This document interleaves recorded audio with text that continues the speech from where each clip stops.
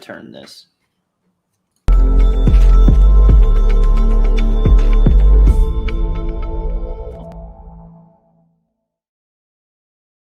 Hello, and welcome back to the UNP podcast. Today we have a very special guest with us, Faris, who I know from college. He is a Muslim Saudi Arabian student at Johns Hopkins University, and I met him because he was doing a lot of interfaith work between Jews and Muslims. So Faris, if you don't mind sharing a bit about yourself and how you got interested in learning more about the Jewish community in general. Sure. Thank you, Anna and Aboud and Jared for having me. I really enjoyed watching some of your episodes before, so I'm looking forward to this. Thank you. Hey, And, more views. Yeah.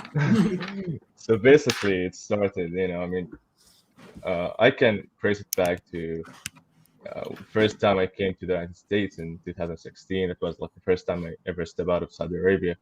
I lived all my life there, and when I came here to study at college, I was studying English first. So I remember the first time I started classes, I saw there was an Israeli student with us, in the cohort. So he was my friend's classmate, and I was like so confused. What should I do? Should I go say hi? Should I just ignore him? Before, like, sometimes, when I go speak with my friend, he would be there. And I remember, like, I asked my friend, who, like, what are you doing? I mean, he's an Israeli. I was confused. Yeah, what should I do now? Anyway, I think like two years after that, I had to go back to Saudi, or maybe a year actually. And when I was in Saudi, I realized that I missed lots of opportunities to learn about, Judaism, about Israelis themselves, because of my interest and my study. Actually, I'm a political science major, and now I'm also minoring in Jewish studies. So I thought, I missed a lot of opportunities. I should have talked to that guy. I should have just listened to him, talked to him, and even if I don't want to talk about, the Israeli-Arab conflict, I could just talk, but anything. Anyway, I came to Johns Hopkins with the mindset that, yeah, I want to learn more about Jews. I want to learn more about other faiths. Basically, what I did is, in the first group that I was involved in campus, that was in 2019, fall 2019, the last normal semester we had before COVID hit. And I've been very involved with, lots of great people, including Anna, who really welcomed me in Kulanu. Kulanu is an interfaith student club where Christians, Muslims, I was the only Muslim, I think. Maybe there were two. And Jews come together and just speak. And it sort of started from that, and I remember, like, also it helped that the first year I came, I started learning Hebrew. It took one year of classes. So that's how it all started. And yeah. So you learned a bit of Hebrew? Yeah, kind of. Katan is like a little. I don't know if you can use it. So Katan is like size small. Little. Yeah, so like this is small. If you're saying like I speak a little Hebrew, let's say ksat. I haven't spoken Hebrew in like a year and a half, so yeah. But I only like remember. I still read, like, what I do. I follow like lots of Hebrew speaking people on Twitter. Like, try to read and understand anything. Just read. Were you surprised by how similar it was to Arabic? No, because we always, have this expression, like, we say, oh, those are our cousins, the Jews, the Muslims. So, and like, the language is very close. It's a Semitic language. So I figured, we would have the same roots, but I was surprised that it was, I didn't expect it to be this close to Arabic. Especially, I would say, the grammar, there are lots of similarities. And a lot. It helped me because, for example, it helps, but it's also a problem because I always forget whether this is an Arabic word or this is like a Hebrew word. For example, I'll give you an example. Ayn, ayn means like a will, or like, eye. It's like this one I can remember, I can remember it fine, but other words I would just, get confused. Is it an Arabic word? Is it, I don't know, Hebrew word? Yeah. Anyway. They are very similar, Yeah. in many ways. Question. So, what was the education like in Saudi about Israeli people and Jewish people? What did you guys learn about the conflict? Israel isn't. I would say it wasn't really mentioned in textbooks. Usually, it was. I mean, only in the context of Palestine. It's I don't really remember when we started learning about this, but I would say when we were discussing like the wars of the Arab and Muslim war from the Crusaders, we started like we started in order from the first wars in Jerusalem, Crusaders until 48. So Israel usually described as the Zionist entity, but yeah, for Jews, usually it gets very confusing. So in textbooks, usually there's no clear mention, like there's nothing really against Jews themselves as Jewish people, but usually it's an argument in favor of Islam. So when it comes to compare like why Islam is, from a Muslim perspective, is the true, like the last religion that all people should follow it, they start discussing what are the mistakes or whatever you call it, that the Jews and Christians did that made God send another prophet, his last prophet. So this is like where it usually comes. It begs the question, you say. Yeah. So it's like an argument. It's just an argument, to explain to students why Islam is different. But yeah, Jews usually and Christians, what I remember exactly is that they're also you always considered as people of the book, and that Muslims should treat people of the book, with respect their beliefs, religion.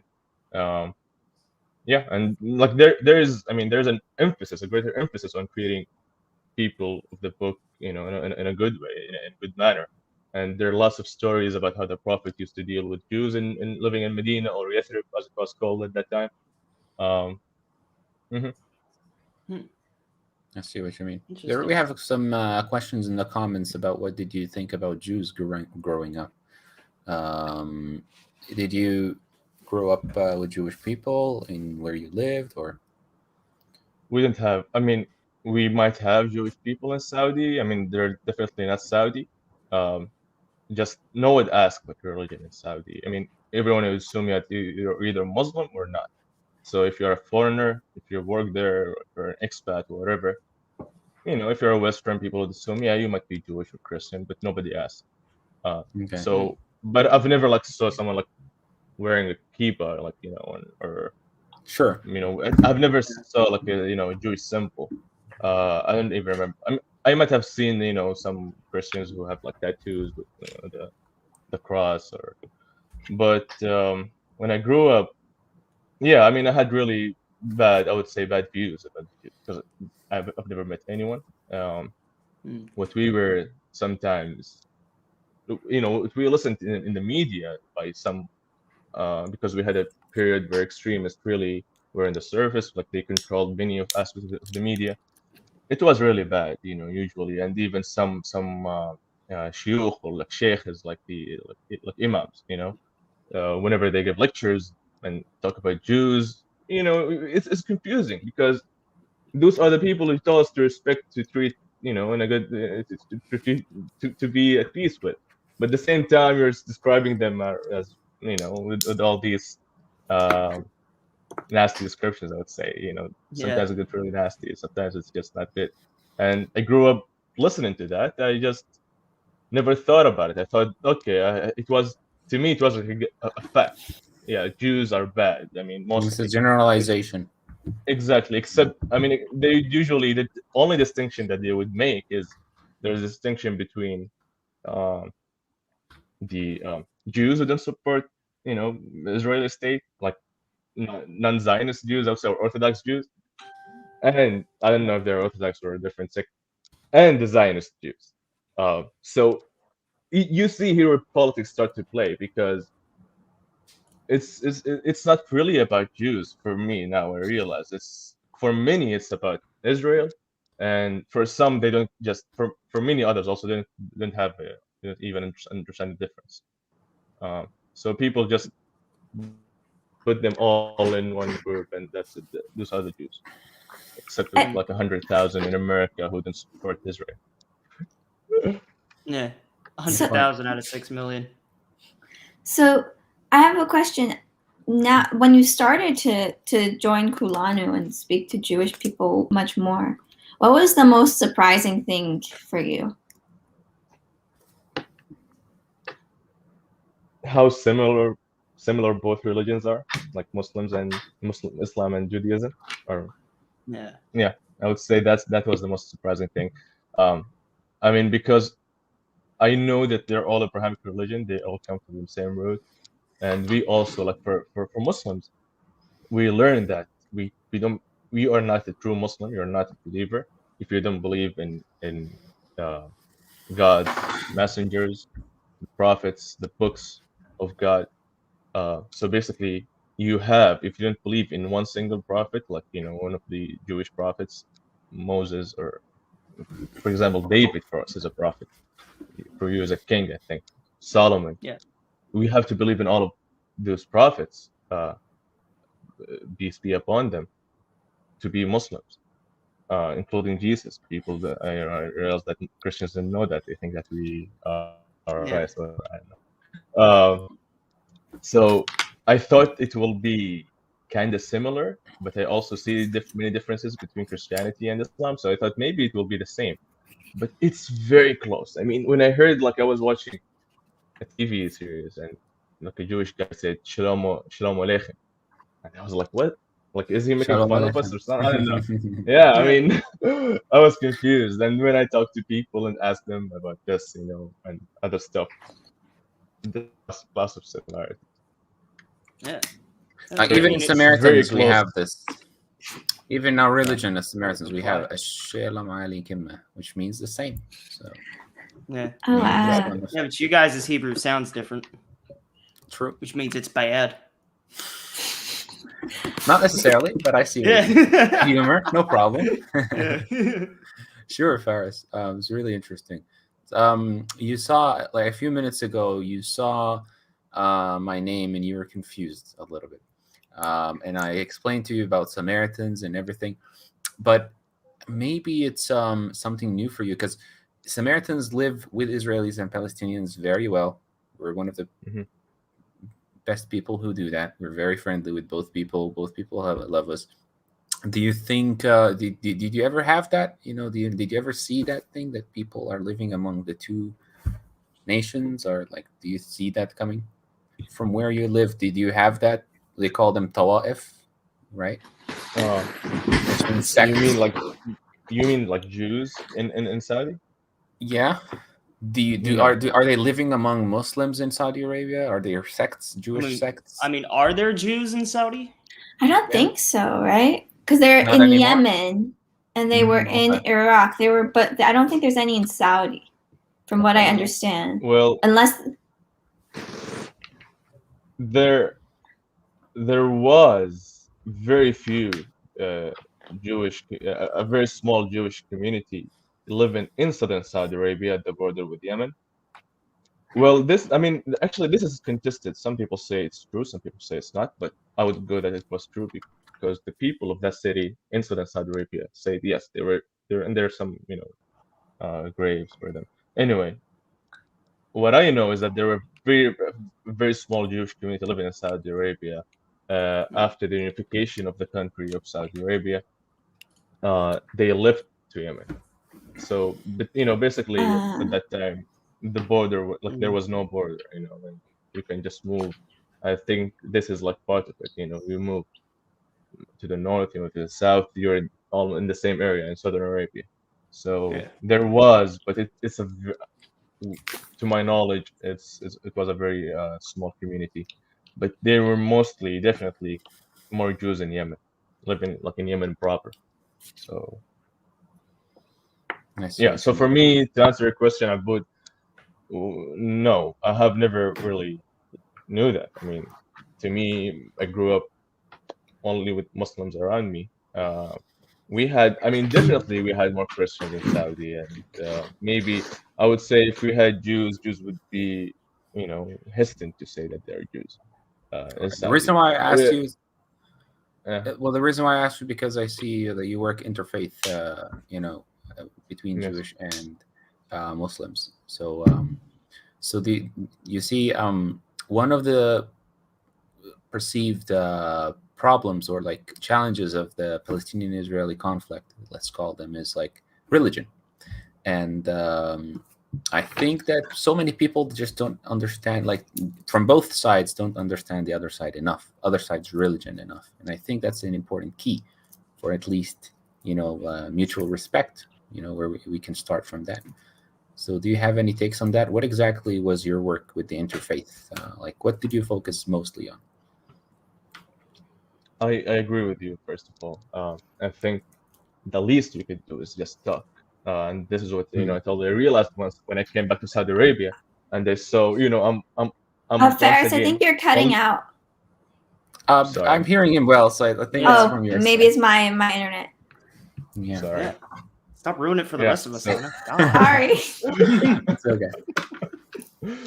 But yeah, when I went back to Saudi the first time, from the US, I realized, okay, I'm once again among only Muslims, and I missed a great opportunity to talk to people there. I just want to learn, because you don't really learn stuff. You can learn so much only, being like from books and stuff.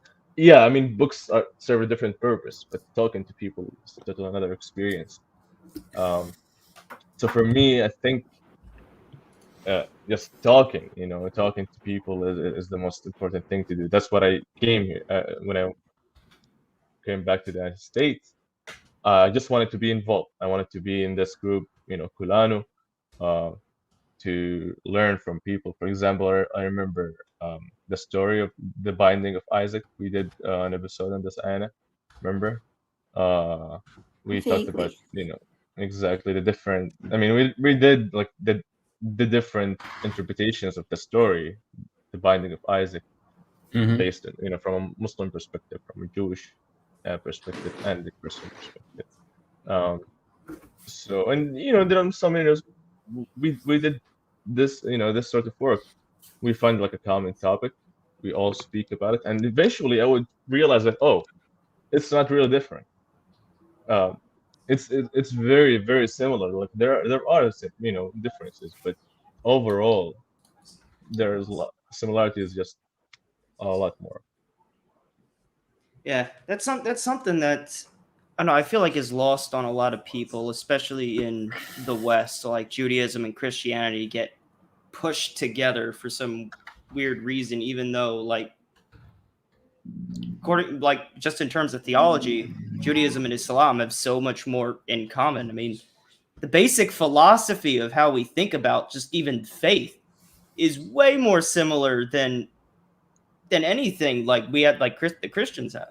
Yeah, for me, the real similarity between Judaism and Islam is with the religious law, because both Judaism and Islam have that, and Christianity doesn't. And that's a really big difference in how you're going to go about seeing your whole life through the lens of the religion. Okay, question. So in the comments, we're having a little bit of a debate. Do you think that the conflict, everybody can go around and answer this one. Do you think that the conflict is more about, I feel like we have this conversation every podcast, but still, everyone never gets old. It never gets old. Is it more about religion or is it more about politics? I would say politics. I mean, I always have that answer. It's more about politics, but religion gets used as a justification for a certain segment of the population. And, religion being what it is, once it gets thrown into the mix, everybody's going to have a very fiery opinion. And so it's not, I don't like, the conflict isn't based on religion, but the religious element just makes it worse. No fault of religion, just more of the practitioners being unable to, I don't know, just coexist. Sorry to use a cringy term, but Yeah. What are your thoughts, Faris? I think it started based on politics, but it developed and grew to become, and religion became a more important part of it maybe at a certain time. But it started, I think, based on politics because it was just a land grab at that time. For example, you have that this is a bit of a history, and you probably know this, but King Abdullah, I think of Jordan at that time, he really wanted to incorporate a large part of the Israel/Palestinian land to his new kingdom or new state. You have also other countries competing. Every country that one is just to get land from that piece of land there, get a piece of land from that land there. Anyway, but then when with the rise of Islamism in the Arab world, the Muslim world, religion played a bigger role. So yeah, I think it's both. I think there are lots of elements, and I think maybe we will see a time where religion also comes on the back burner, and you see politics, and this is what actually happened with the Abrahamic Accords, for example. I see. Aboud, what do you think? When you talk about faith, you mean in religion, like In the conflict. Yeah, in the conflict? which So a lot of people argue like religion is not an important thing. It's not about the conflict. Some people say that it's been a tool. It's been used as a tool. So, I like living in the community here and living in Nablus, like growing up in Nablus. I attended like religion class for a few classes. I think 3 classes I attended. Islam class, and it was really interesting. It wasn't particularly talking about like this Muslim-Jewish, I'll say, conflict particularly, but I did meet a lot of people personally who are, I don't know if you want to call them extremists or something, but they do have this, for example, notion of, let's talk about like the Israelites. They were given the land by God. So in the Quran, there's a verse that says that, but they would also follow it but the Israelis who are living in Israel today are not the real Israelites, so they don't deserve it. You know what I mean? So that's like the links that the religion has, I think, in some cases. I do agree we don't have a 100% religious conflict over here, but I do believe it's like we can't solve our conflict without at least, having that aside, mutual respect with religions. Samaritans have been living in Nablus for like over 2,000 years, and most of that time we were living pretty peacefully. Maybe it's because also we speak Arabic, so it's easier for us to communicate. But what's Well, Aboud got frozen on a great face. Somebody screenshot that. we should. I mean, this man is With the just so Palestinians, memeable. maybe. Oh, he's back. Sorry, really? What face was I stuck on? I heard you Oh, say that. you got stuck on something that looked like it was straight out of Key and Peele. Okay, I don't know what's that, but that sounds. So yeah, it's a really, it's one of the most, I think you can agree with me, Farah. It's one of the most complicated conflicts we have in the world. So I think removing religion from the equation is not realistic. It's an important part of the equation. I agree. Then comes land and faith and all these things. But yeah. I agree. I mean, especially among people. For example, I'm in a WhatsApp group that in my previous college, where all the department students are in this WhatsApp group as well.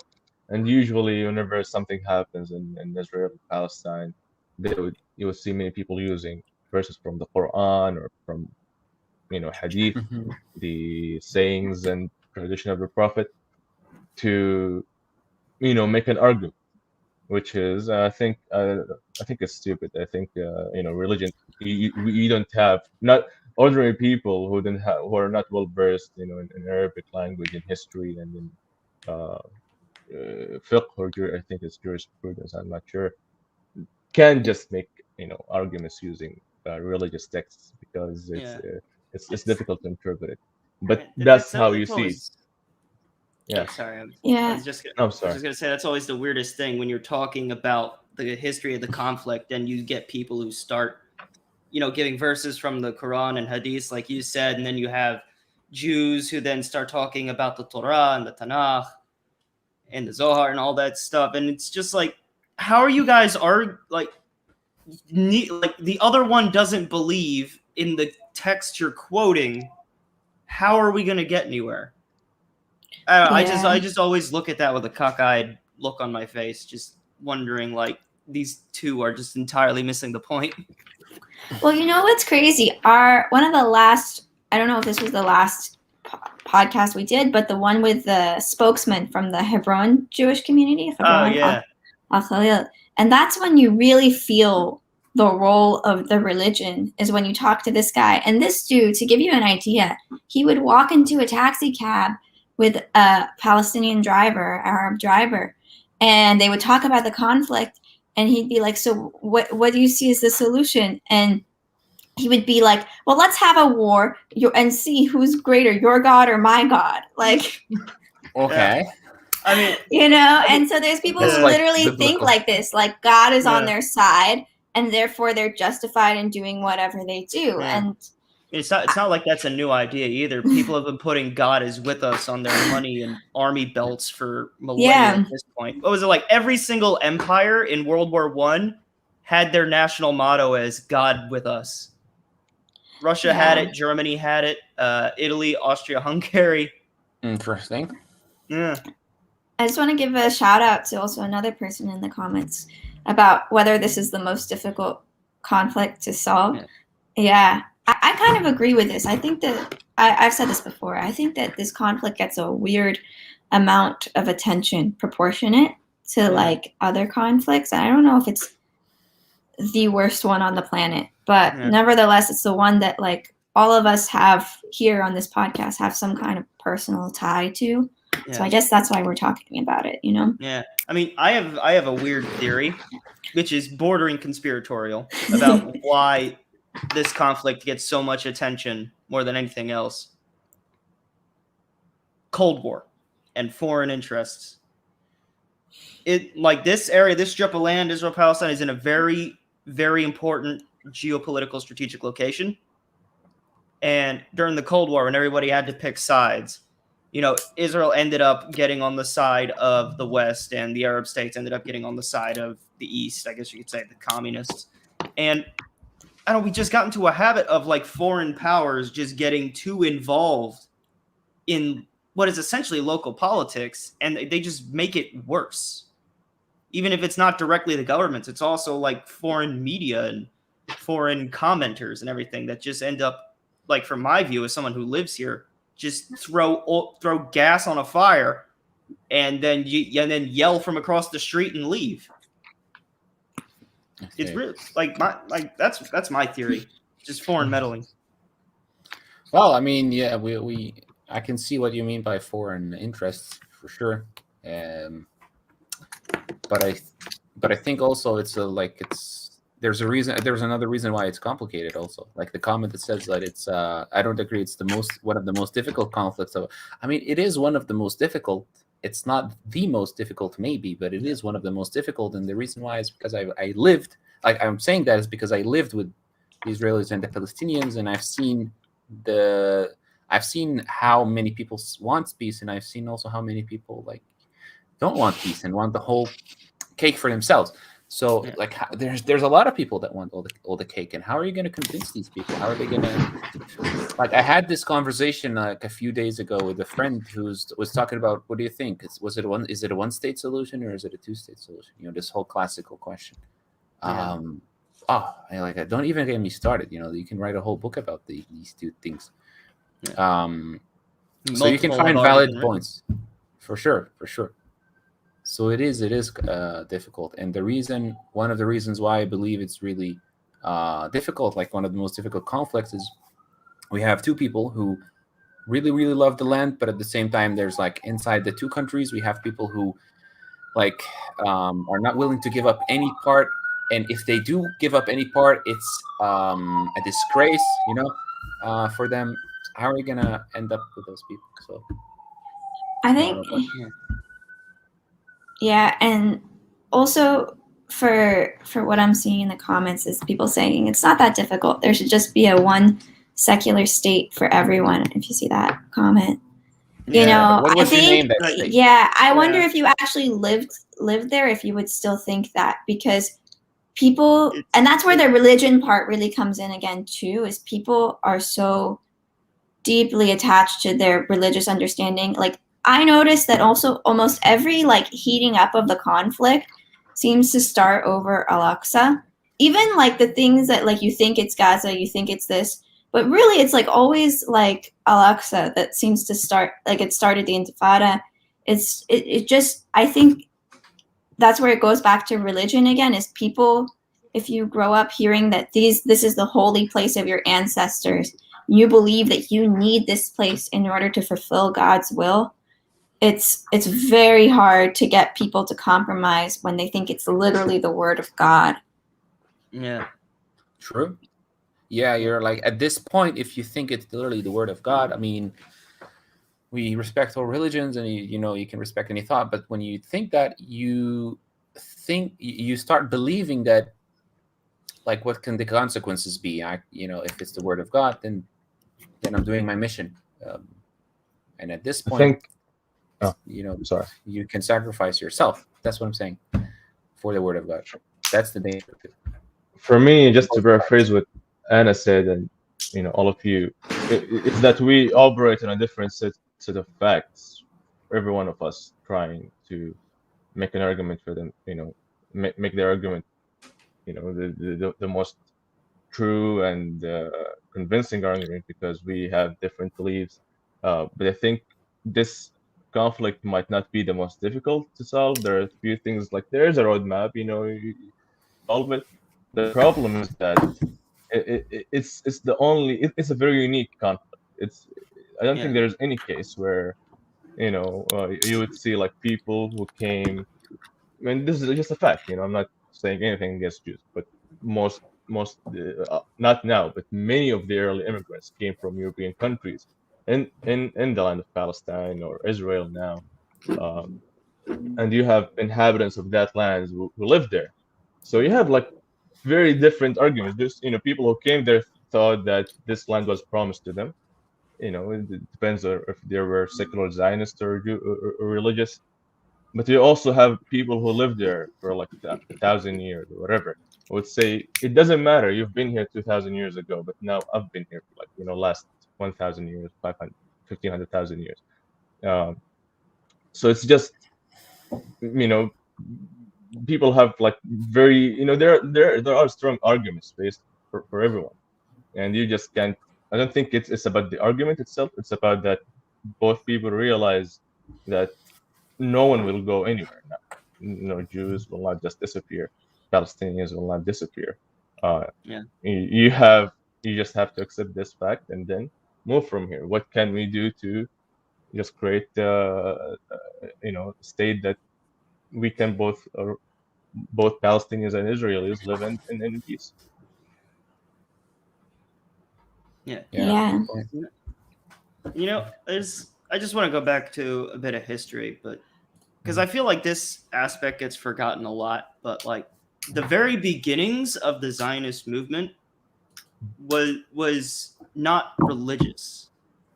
Like they didn't, like it was very explicitly. I can't speak. It was very explicitly atheist in a way. The early Zionist movement. It wasn't about fulfilling any religious ideal. It was more about just having a home and fulfilling that secular nationalism that got into their heads from just living in Europe around the time of the rise of nationalism.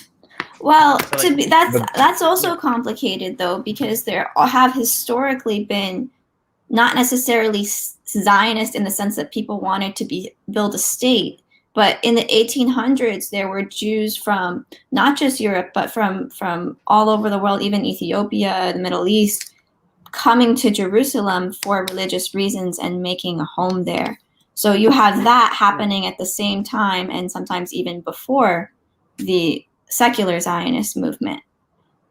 I also think that the early Zionist leaders, I'm not sure, maybe Ben-Gurion, they had to seek the approval of the religious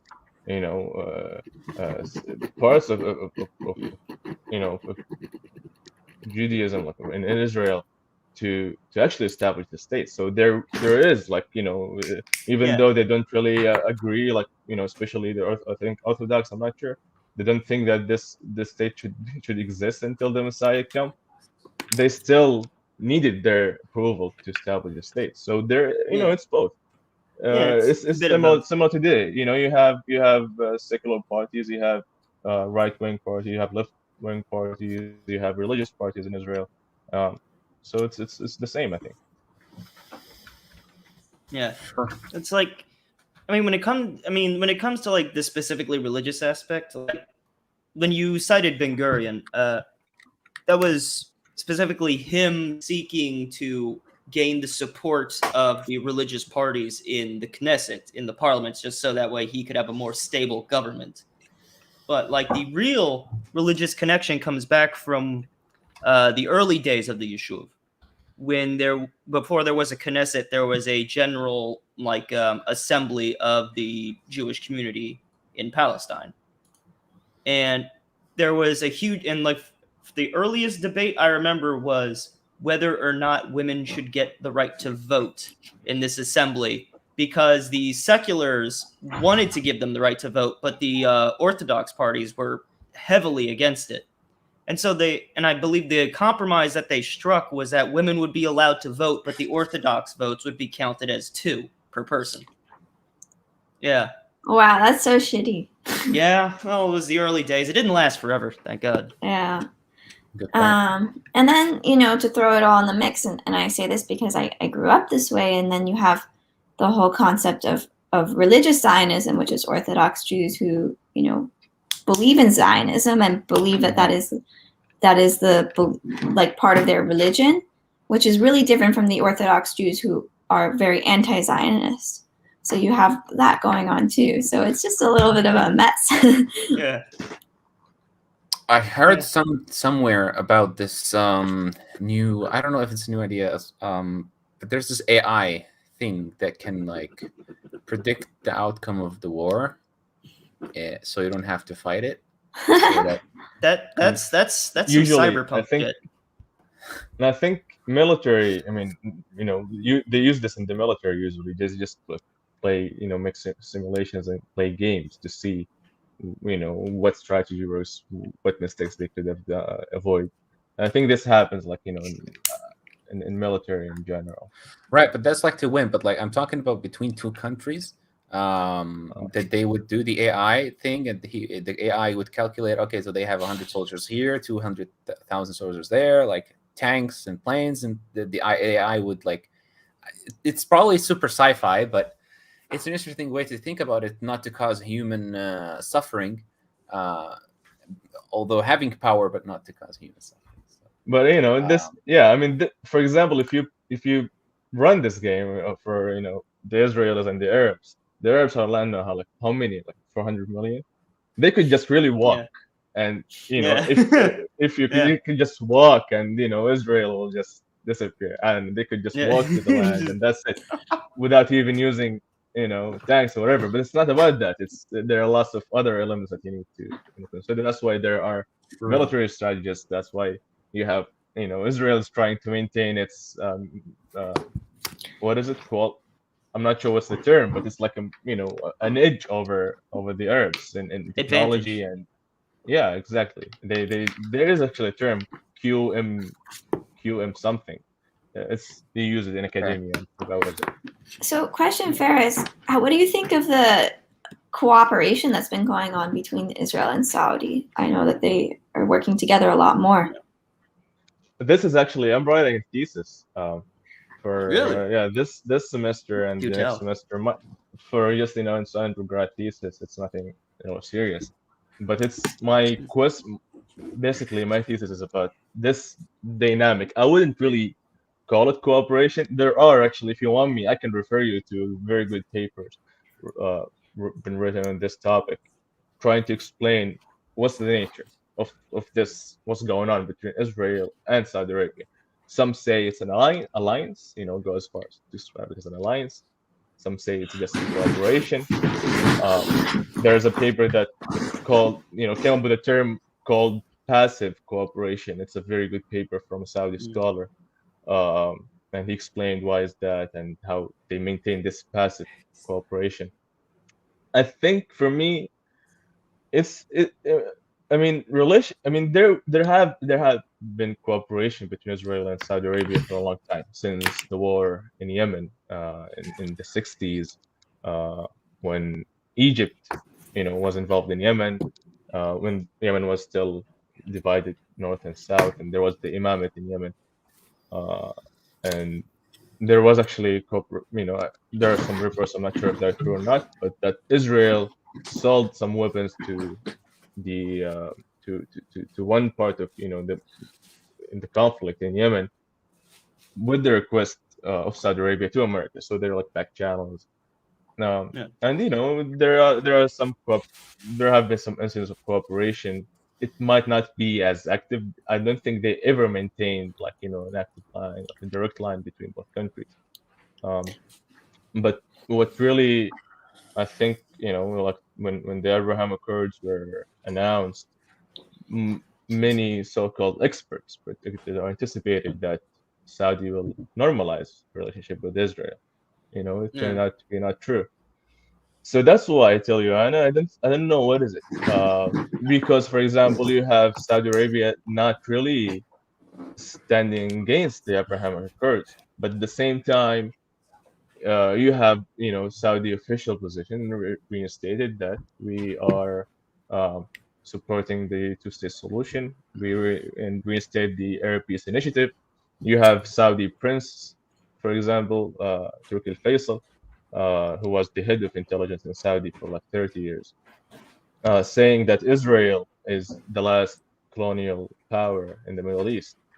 So you have mixed messages, and of course he's not. I mean, Prince Turki is not an official in the government. He doesn't work in the government, but he's a statement.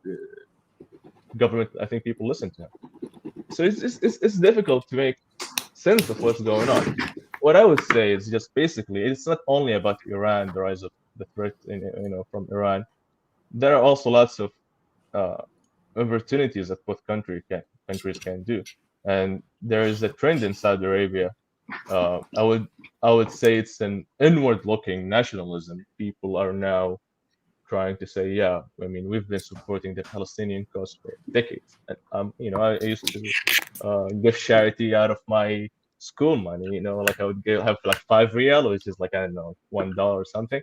I'll give like 1 or 2, 3 riyal. In a shekel, by the way. A shekel? I don't know. Oh, it's got to be like 50 shekels. Rials are expensive. So $3.75. Oh no, 3.75 riyal is $1. Oh, it's the same as shekel. Really? Oh, yeah, it's like almost it's linked. exactly the same. Oh my God! Linked to the American dollar because of oil. That's what we did in the 70s. I thought it would have been like the Kuwait dinar or whatever Kuwait it's called. Kuwait dinar is like 10 riyal is like 1 Kuwaiti dinar. So yeah. I would have thought. So basically, I mean, that's the thing. I think there is a cooperation between both countries. It's just it's not to an extent nowhere close to normalization or to even active recognition and cooperation. It will not be like that. I mean, even if there were the threat, because basically people usually overestimate the threat coming from Iran. Yes, they are a real threat. They're not imminent threat. That's what I usually tell people. People say, "Oh no, this is not true," but that's my opinion. Yeah, I have some friends back in America who asked me about like when the Abraham Accords is going on. They asked me about like, you think anything's going to happen with Saudi Arabia? Mm-hmm. And like the way I explained the Saudi-Israeli relationship is basically both Israel and Saudi are standing 2 houses apart on one side of the street. They're both just mad dogging Iran together until someone throws a note over to the other that says, "You want to dust this fool." Like that's basically the relationship. True, and I mean, just a very layman's term. this is actually, I mean, this is what I'm now researching. I'm trying to come up with a definition of. First, I'm trying to answer why Saudi did not normalize, despite all these predictions. And second, try to explain, what's the nature of this so-called cooperation, and how, what are the vulnerabilities of Saudi Arabia that it can benefit if it normalizes relationship with Israel. Do you think if Saudi did normalize, do you think it would help the push towards peace? Like, do you think Saudi Arabia could be a more active participant and a more No. positive influence? No, No. I would say to end the prospect of peace. That's why I don't want it to normalize, because basically, despite all the hostility between, like, some Palestinian factions towards Saudi Arabia, Saudi Arabia is the only country that can really push and help the Palestinians. I think it used to be Egypt, it used to be other countries that were, also powerful, but now Saudi has resources, has the will to. I wouldn't say the will is, as strong as it used to be, but it still can, if there's a serious attempt from the Palestinian leadership to fix things in their organization and work toward peace. So, no, because basically, the price for normalization with Saudi Arabia will be much higher than the price, for normalization with Bahrain or the UAE. That's what I would say, because just Saudi Arabia, it's just, people see it as the the guardianship. It is the guardianship of the holy mosques, and it's the representative of Muslims, even though there are other countries trying to compete with Saudi Arabia and Israel, like Turkey. You see the rise of Islamism in Pakistan, Malaysia, Indonesia, and Iran, of course. But still, Saudi Arabia is the representative of the Muslim world and the Arab world. So if it normalizes that, I would say that the pressure on Israel will just disappear. It will create, I think, a domino effect. You will have almost all Arab countries and Muslim countries normalize with Israel to exploit all the benefits, investments, tourism, or whatever. Yeah. But do you think?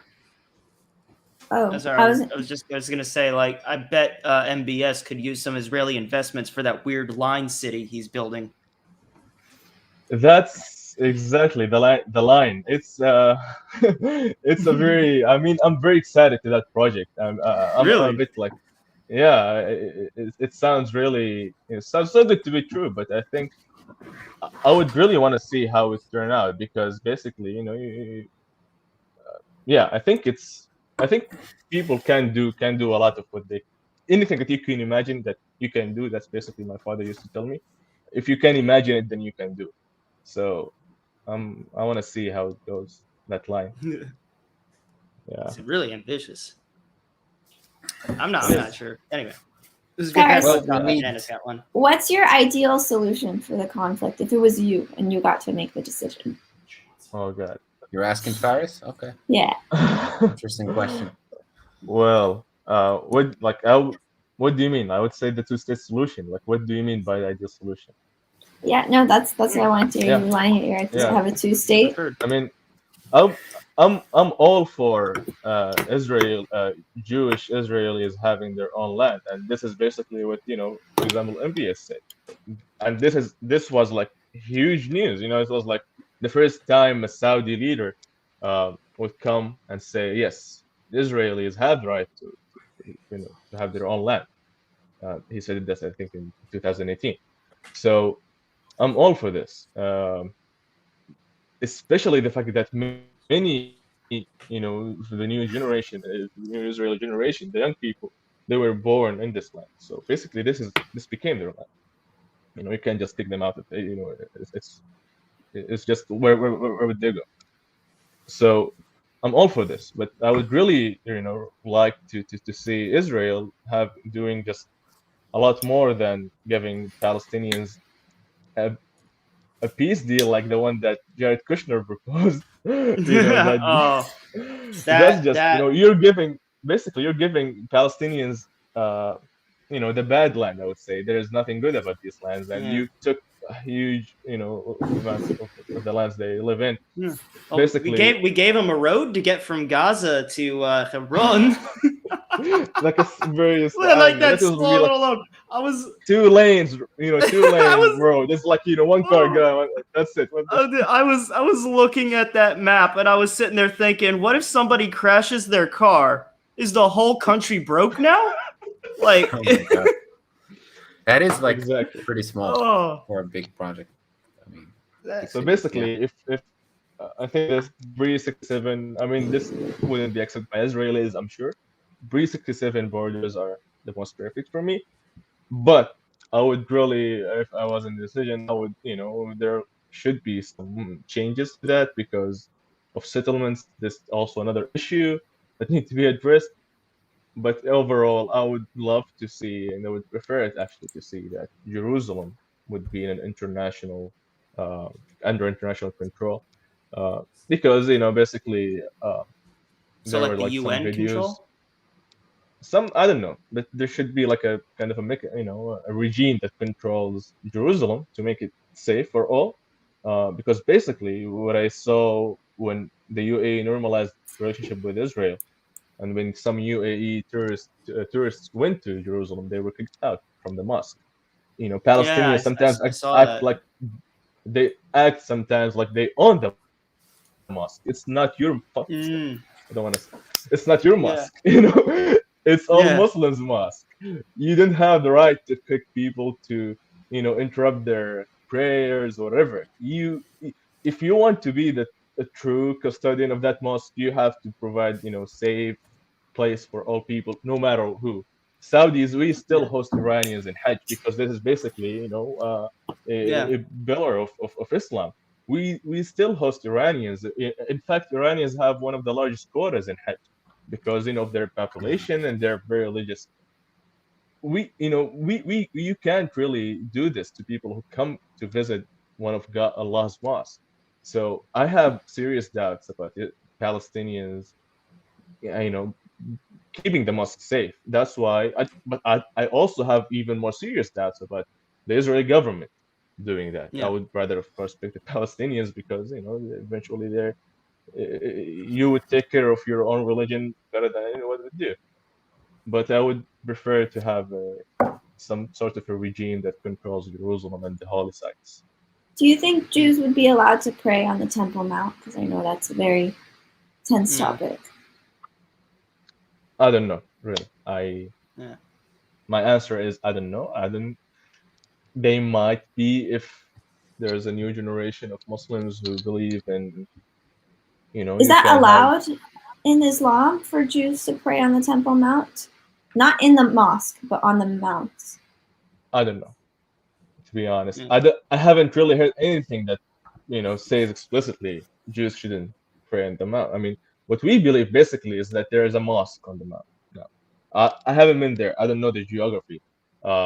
But is there like a place where like there is no Muslim, place like Oh, on the mount? I don't know. I mean, there's And plenty of space up there. I mean, like I've never been up there because my presence would probably start a riot. I've been. Yeah, have you? How'd you get I up I've there? been too, actually. I tried. I got turned away. Really? I dressed really secular, and they allow tourists up there. American tourists. Yeah, you're allowed to go. You Guess I can't should've Faris, you do. should come to here. You can't enter the mosque unless you're a Muslim, but Yeah, you can go the up there. The mosque itself is for Yeah. Muslims only, but like the actual grounds of the temple, like people should be allowed up there. For me, this is like one of the things that, even though I'm not religious anymore, I understand what it was like because when I used to be religious, that's the holiest place. That's our Mecca. Like I think maybe Like sometimes Har for Samaritans. Yeah, and I think it's a little bit. I think a lot of Jewish people feel like, well, Muslims already have Mecca. Why can't we have our own, like our holiest place? And yeah, it's tough. to me, for this question, I would really refer to religious scholar because basically, Yeah. if you're asking from a Muslim perspective, I don't know. I'm no scholar, and I can't really give you like a fatwa or like a legal rule for this. I don't know if Jews are allowed on town, and it also that's why I'm telling you because it's very complicated. Would there be a secular law applied? Would there be a Muslim law applied on the land? Would there be what kind of law will there be? Uh, and it's very sensitive. That's why I think Mecca is only significant to Muslims, Medina as well. Jerusalem is different. It's significant to almost all the religions. Um, that's why I think it's fair to have a law that allows everyone to practice their faiths there without uh, taking anything from other people. Like I would say, if Muslims have enough space to pray, I don't see uh, you know any reason for why Jews would not be allowed to also pray there. Um, if that would actually bring peace between them, I think that's maybe a good way to start. But Muslims, the problem is Muslims are always suspicious of Jews. They think that Jews have this, and this is actually, I think this is true. For some, I would say, very extremist Israelis, the idea of greater Israel, to from I don't know from the From the sea river to the to sea. yeah, exactly. And to Egypt and even to the northern part of Saudi Arabia to Midian, where Oh, from and the Nile to the Euphrates one. yeah. So Muslims have very good reason to be suspicious. Of course, the history, the way the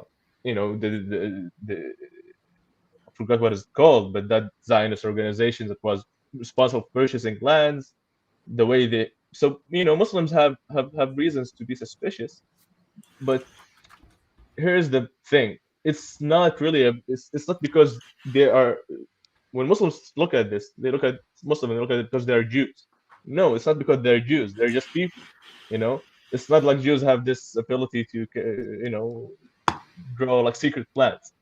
Yeah. Everyone can do this. That's the problem. Muslims like look at the I don't know. I've been on 4chan. Apparently, we're pretty sneaky. Okay. Okay, last question All right. before, because I want to get to one of the comments. Yeah. Faris, do you think the two-state solution, do you think the Palestinian state should be a Muslim state or a secular one? It's not for me to. I mean, it's not for me to decide. But because my opinion is irrelevant to the Palestinians. It's their land and it's their country to decide. Um, whatever they think is best for them. I think. For me, it doesn't matter. Yeah. In general, would you prefer Saudi to be a secular state, or do you like that there's Muslim law? No, I think I don't think we should be a secular state because to me, this is the idea that the secularism is best. It actually help countries to grow, to develop. It's just I don't think it's there could be like some truth to this, but truth to this is not always true. Um, we are doing very well. We are one of like the G20 countries, and we are following Muslim law, Sharia, as people say in the West. Yeah. I don't think it's really it doesn't matter. It's about how you interpret the law, how you apply the law. What about women in Saudi? What about them? Isn't there still should they be able guardianship to law? drive? The guardianship laws still exist in in certain areas, although there were some the government announced. I mean, they've been scaled back. I mean, there have been many good improvements in this regard in terms of women's rights. There's still a lot to do, but this is also another huge misconception about Saudi Arabia. And I see people usually saying, whenever they think about human rights, look at Saudi Arabia. I would really love people who think about this just come and see. It makes me feel sad because it makes me feel like, do you mean that I like treat or like would be content or like would be satisfied with the fact that my sister or my mother, is subjugated to laws that are like, I don't know, making her inferior to me. No, it's this is just basically not true. We have some laws that favor males over females. Basically, almost every country has this. This is the thing. It's not only true for Saudi Arabia, but what I think we've been doing the last few years is that we recognize, these laws. Not only, I'm not talking about the government, even the people. They're now realizing there are lots of stuff that we need to improve. And women in Saudi Arabia, I would say they are doing a lot better than women in all other parts of the world, even the United States. I mean, don't get me wrong. Yes, it's not talking about democracy of voting. No, I'm talking about quality of life, about just, standard of living. Basically, we have poverty. We have some men who do horrible things to women, but it's not really about just like the government or about the religion itself. Many of these about like just cultural norms. um, People usually confuse this, even in Saudi. Sometimes confuse culture with religion. And so basically it's a very complicated stuff. What I want to say, if anyone has any want to learn really about Saudi Arabia, just come and see. You can actually apply to a visa, and I told Anna this. You can apply to a visa. This is also historic. It's we've never had a tourism visa until like 3 years ago. You can apply to a visa and visit Saudi Arabia, uh, and just look. And basically, why it's a good time to visit Saudi Arabia, because society is still very traditional. We've not really, there's no much change. So you would see Saudi society, in a very like raw, organic manner. No one would just try. No, Yeah. we are this the same as like we were 10 years ago. Yeah, and you see, that's why I would love to go to Saudi more, like way more than I would ever want to go to Dubai. Like Yeah. whenever I hear people Traditions. say, well, I mean, yeah, because Dubai is like it's like literally a cardboard cutout for Instagram. That's all Dubai is. I mean, if I ever go to the Emirates, I don't know, I'll go to Abu Dhabi. I'm sure they're more traditional, but like I don't know, not Dubai. I would much rather go to Saudi. But Do you quick have a question. different citizenship passport? other than the Israeli? Yeah, Oh yeah, I have American passport. you can come. You can visit. Oh, that's kind of the plan. But do I still need? Because I heard a few years back that even an American needs like a sponsor, like Saudi Well, citizen. Is that still a thing? that's why I'm telling you it's historic. Only 3 years ago, we introduced Oh. this new tourism visa. I can come with the Basically, before Jordanian. I that, don't think it's a problem, right? The Jordanian with the Jordanian, passport. I mean, it will be difficult to get a visa, but you can, of course. But yeah, I mean, that's why it's very, very, very. We've never had tourists before. You come to Saudi only to do business or to work. That's it, basically. Okay. No, that's why it was very. That is historic. Yeah. Hmm. Now you can just come whenever you want, and you get a visa like online. I think it would take like 5 minutes or something, according to people's experience. So it's Yeah. very convenient. All right. Yeah, I want to check that out. I want to go to the Hijaz. I want to. You know what? I want to see Jeddah. I'm from Jeddah. You're from I'm Jeddah, from Jeddah. dude. Show me around Jeddah. I've always course. wanted to go to Jeddah. Of course, man. Just You whenever also should come to yeah. Mount Gerizim, Faris. We have really cool it's views still and Nablus. cool. I It's near wish. Nablus. I don't think I can. Why not? I wish. Basically, there is no relationship between Saudi and Israel. So you only have the Saudian passport? And Israel controls most of Israeli land, Area C, I think, and many of that area falls under Israeli checkpoints and all of that stuff, I think. Well, So that's the basically, point. if I want Mount to go, Gerizim falls in A and C. Well, B. Basically Okay. B. So it's Israeli and Palestinians are allowed to be. I should ask about this. If I'm allowed to go to only lands controlled by the Palestinian Authority, I don't know. But what Right, but you I still have actually to asked go. about this, about going, if I can go to Israel. Basically, the answer was there is no embassies in Israel for Saudi. There is no representative for me there. If anything bad happens to me, no one Yeah. can help me from my government, and basically my government I is see. responsible for my safety. So it's a risk, and also it's a risk if I go back. This is Israel's banned from travel in Saudi Arabia. Basically, I will be violating a law if I go to Israel. And it's not really serious. I mean, I would be banned like, I don't know, 3 years maximum from travel, and there will be like a fine to pay if you go to, for example, countries with no relationship with the kingdom. And there are very few, like Syria, Israel. I think Thailand used to be on the list. So Why Yemen, Thailand? really. That seems so off topic. because That seems like Saudi was just going fuck you, and fuck you in particular. No. Just for no reason. Like Thailand's off to the side, just having a bowl of punch. Wait, actually, there's a reason, because I think back in the 80s there were like Saudi diplomats were killed there, and when they Really? sent someone to investigate, this guy also was killed. Well, now There it's is like clear. a huge thing between them. Yeah, that's why shit. now it's just. Well, Faris, the Some reason Saudis why do I it anyway. really wanted to to bring you here, it's a beautiful land. There's a lot of tourism to see, and there's something that people talking about. It's like, it looks like this. God, motherfucker. All right. Do you like it? Do you like tahini usually? Of course, tahini. Who Really? doesn't like tahini? Yeah, Exactly. of course, I love it. Make sure to look up But for yeah. this brand. They say it's real delicious. By the way, this is for my family. It's called Harbracha Tahini. Make sure you check it out. It's really delicious, and people say it's really healthy too. Thank you so much. But wait, if I go, Hey. would I have any trouble also with the Israeli, government? Because I know if you look Muslim, they will interrogate you basically. Well, I or look for Muslim. whatever. I look Arabic for many Israelis, and they interrogated me a lot. Yeah. Yeah. Well, you see, But here's also another They reason. you get through, I guess. If here's the plan. You fly to Amman. Okay. Abood drives to Amman with a giant barrel of Harbracha Tahini. He stuffs you in the barrel, and you get with tahini. Problem That way you have a nice snack on the drive back to a Nablus. great way to die, Let me tell you this, Faris, getting from before tahini. we end. Let me tell you this. So, Sure. like, I cross borders a lot. Like, if I go to Israel, I have to cross the borders, right? Because we're in like a Palestinian-Israeli area.